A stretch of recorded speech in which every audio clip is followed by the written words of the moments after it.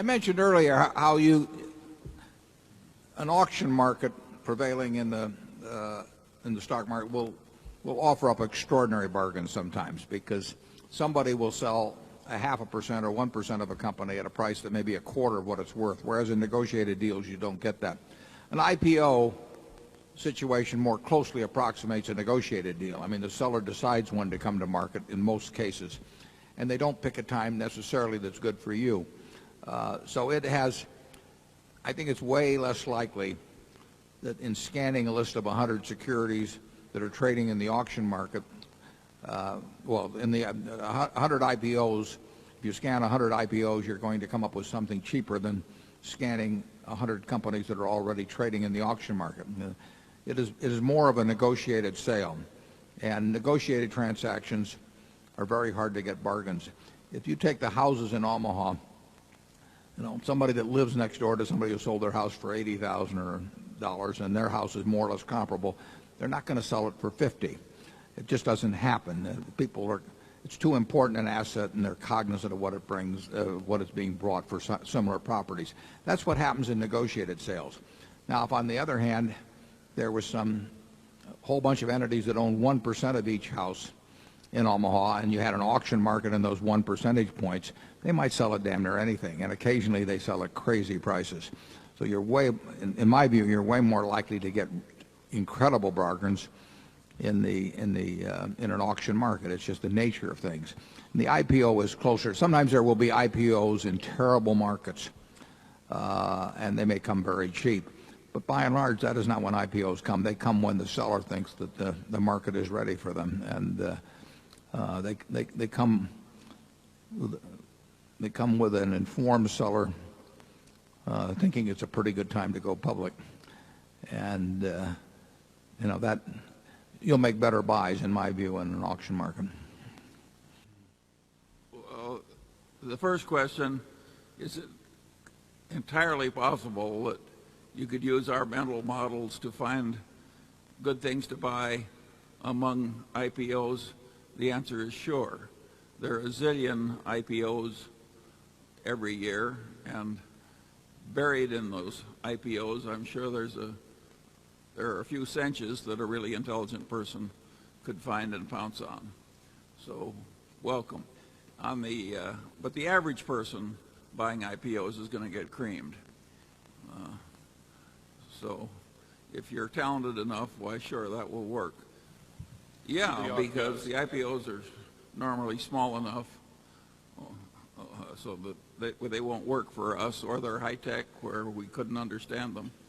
And so, by and large, if Warren is looking at them, I don't know about it. Many of us are interested in what you, meaning Berkshire, are buying, and you won't tell us that. Using Charlie's principle of invert, invert, always invert, maybe you can help us by suggesting what to avoid and stay away from. Specifically, what in the investment world today strikes you as folly, fad, unsustainable, crazy, or dumb? A lot.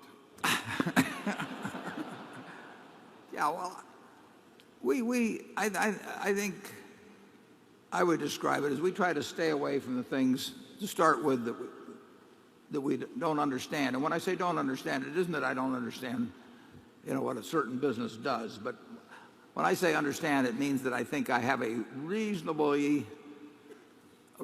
fix on about what the earning power and competitive position will look like in 5 or 10 years. So I've got some notion of how the industry will develop and where the company will stand within the industry. Well, that eliminates a whole bunch of things. And then beyond that, if the price is crazy, even though I understand it, that eliminates another bunch. So you get down to a very small universe, and you get down to a particularly small universe when we're working with lots of money as we are now. But I would say this. I can't recall any time in the last 30 years, at least, that we've bought a new issue, have we, Shirley? I can't think of one. No. I mean, the idea that somebody is bringing something to market today, a seller who has a choice of when to come to market, and that security where there's going to be a lot of hoopla connected with it, is going to be the single cheapest thing to buy out of thousands and thousands and thousands of businesses in the world is nonsense.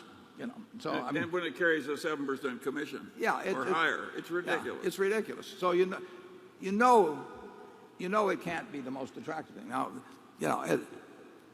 but people get excited about what's coming and all that sort of thing. But I will guarantee you that if you have thousands of opportunities among stocks all over the world, and most of them are not being promoted or being sold with special commissions in them or something else, and then some other security is coming to market that day, when the seller picks the time to bring it, as opposed to just this auction market operating otherwise, it just doesn't make any sense to spend 5 seconds thinking about new issues. So we don't think about them. And we also, there's industries we know they may have a wonderful future, but we don't have the faintest idea who the winners will be. So we don't think about those either. So there's a whole lot of things we don't think about. And Charlie and I have a number of filters that things have to get through very quickly before we're willing to think about them. And sometimes we're thought of as rude. Probably Charlie's thought of that way a little more often than I am. Sometimes we're thought of as rude because people will call us and they start explaining some idea to us, and it just doesn't make it for the first filter or two. And so we think we're saving their time if we just politely say, that we just have no interest, and we don't want to have you finish the sentence. But we do that, don't we? Yeah. We don't have to do very many things that work. I mean, that's the beauty of this business. You don't have to be able, to spell 500 words or something to get to the end of the spelling bee and beat everybody else. You just have to do one or two things every now and then that where you don't make a big mistake, and where every now and then one works out real well. And the solution, you'll get a good result. You can't have a big disaster. I mean, you just, that's what we try to avoid. We do not ever want to lose a significant percentage of Berkshire's net worth, and so far we haven't. I think there are a couple of little rules of thumb. If it's got a really large commission in it, forget it. Don't read it.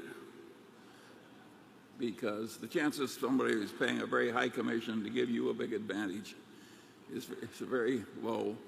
And the other thing that is, I think, helpful in reverse is